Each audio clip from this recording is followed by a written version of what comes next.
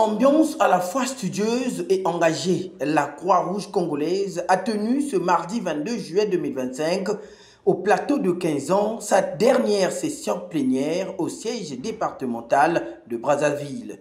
Sous le patronage de M. Innocent Roger Malanda, président départemental de l'organisation. À ses côtés, le secrétaire général départemental et le reste du bureau exécutif de la Croix-Rouge congolaise. Tous unis pour faire le point sur l'avenir opérationnel et stratégique de cette institution humanitaire. Au cœur de ces échanges, la restructuration des représentations de la Croix-Rouge dans les départements de Pointe-Noire, d'Olizy et Nkayi, avec une attention particulière portée sur certains postes clés de la ville de Brazzaville, notamment dans les arrondissements Filunzoko et Bakongo. Il a été également de décider lors de cette plénière de revoir l'organisation des 6 paroisses de Brazzaville où la Croix-Rouge kimbanguiste est implantée afin de renforcer leurs efficacités et leur engagement local. Orientation Croix-Rouge au kati ya église kimbanguiste ya Brazzaville ibongaki asalela. Tosanganaki 2 fois awa na sala minane au total a ndenge to kwa ki sala makambo na papa lo ona loki tutaki batna ba commission ba pese o ya bango ba réflexion et ni ba réflexion na toute ba synthèse de domicile na ba commission 5 la de domicile ko ba binga rapport synthèse donc c'est ngelito Kala ouya nakati et merci.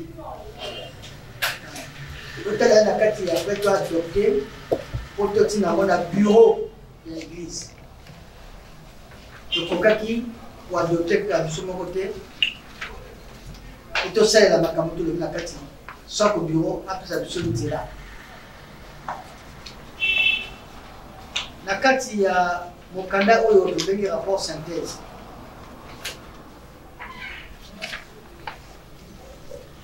Ba orientation de Bosso Papa Pesaka.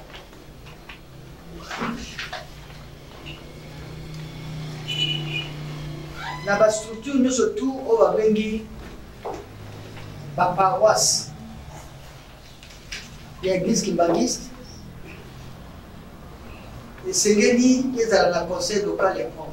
Parmi les grandes résolutions prises sur le tapis figure l'implantation d'un poste de secours permanent au centre agro-industriel de Kunzulu, situé à Mbé dans le département du Poul. Ce poste à caractère préventif et opérationnel viendra renforcer les capacités de réponse aux situations d'urgence dans cette zone à fort potentiel agricole. Les préparatifs du pèlerinage spirituel et communautaire en Kamba n'est pas en reste. Une commission spéciale a été instituée pour piloter l'organisation des festivités du 12 septembre à la Nouvelle-Jérusalem.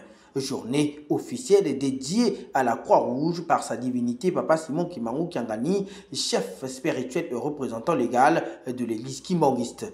Selon les chefs de la Croix-Rouge congolaise, cet événement hautement symbolique s'inscrit dans la dynamique de la construction de la Nouvelle-Jérusalem, l'œuvre salvatrice et visionnaire portée par le père des indépendances africaines, Papa Simon Kimbangu. En tout cas, le préparatif est kitoko. Déjà, Makambutu est prêt. Tozoko kende tokozala mingi kuna na RDC baibake. Tozoko ya tokozala ibele kuna na kati ya mboka Kamba. Oyo esangisi biso awa tozalaki na feuille de route oyo mokonzi ya Mbule apesaka biso etonke ba secouriste ya liboso apesaki biso mission na komata epele na mokolo mwa 12 septembre 2025 oyo ezalaka fete esangisaka ba secouriste nyonso ya mokili mobimba ya kimbangiste.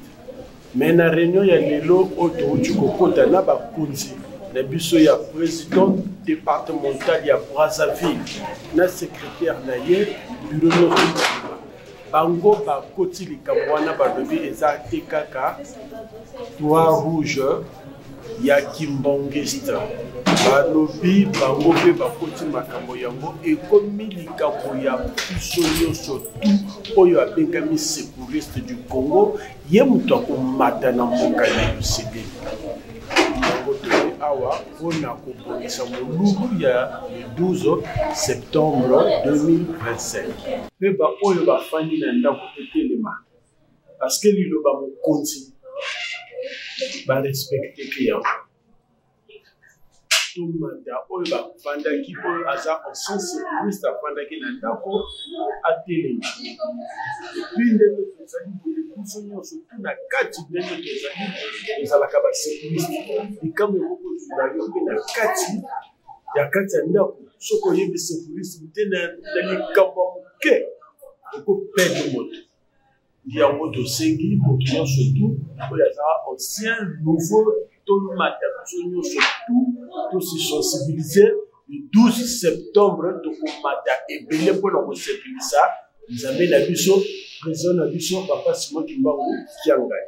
À l'issue de cette session plénière, la Croix-Rouge kimbangiste a réaffirmé l'engagement de son équipe à accompagner les orientations du chef spirituel de l'EJCSK dans une logique d'action humanitaire alignée sur les valeurs du kimbangisme.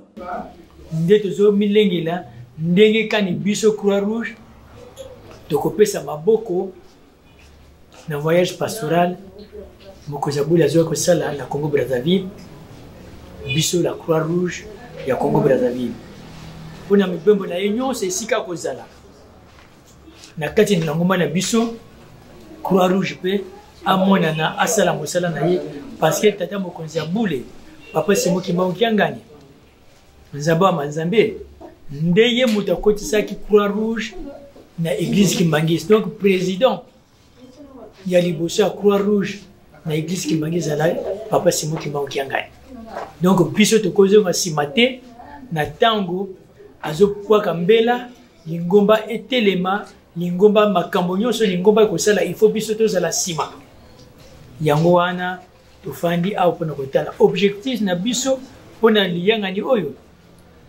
tosangisa makanisi po ete tokokisa volonté ya mokonzi ya bule tokokisa volonté ya bakonzi oyo atieli biso awa na Congo Brazzaville bazotambwisa biso